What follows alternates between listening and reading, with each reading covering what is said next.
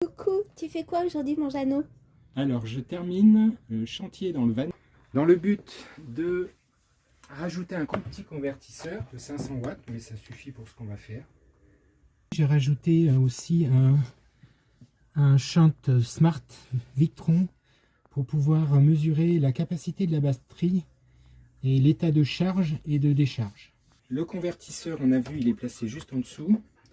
Là, ce que j'ai fait, c'est que j'ai sécurisé la partie solaire. Parce qu'il n'y avait aucun coupe-circuit. Il y avait juste un fusible de protection qui était ici, là. Donc ce que j'ai fait, c'est que j'ai rajouté un coupe-circuit du panneau solaire. Et un coupe-circuit, c'est un petit disjoncteur, donc pour aller recharger la batterie.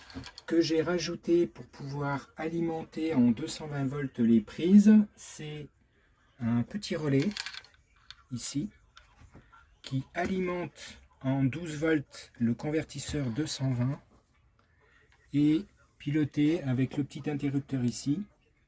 Comme ça ne fonctionne pas en permanence. Et pour couper le circuit qui alimente le convertisseur aussi, ce que j'ai rajouté, c'est un coupe-circuit ici qui n'existait pas, que j'ai rajouté. Voilà, c'est comme les coupe-circuits batterie principale, porteur et batterie de la cellule. Un coupe-circuit comme ça. Voilà. S'il y a un problème, on peut tout de suite couper l'alimentation. Reste encore beaucoup à faire ou pas?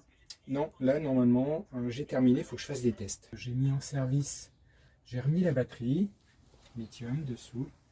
J'ai tout mis en route là, le parti solaire, là c'est en train de recharger avec le 220 volts au niveau de la batterie.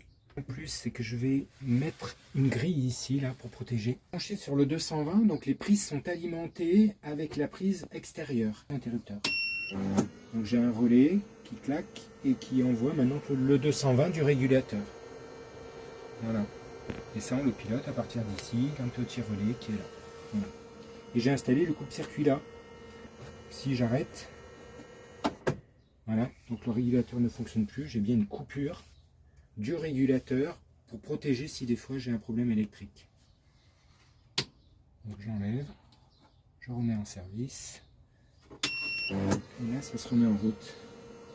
Et quand on ne sera pas sur le 220 volts, sur un camping ou à la maison, là, eh bien, on aura le petit régulateur qui permettra d'alimenter du coup le mixeur pour faire la soupe ou le batteur. Donc si je me branche ici, et là du coup j'ai de l'électricité, même si on n'est pas en camping. Et là, pareil.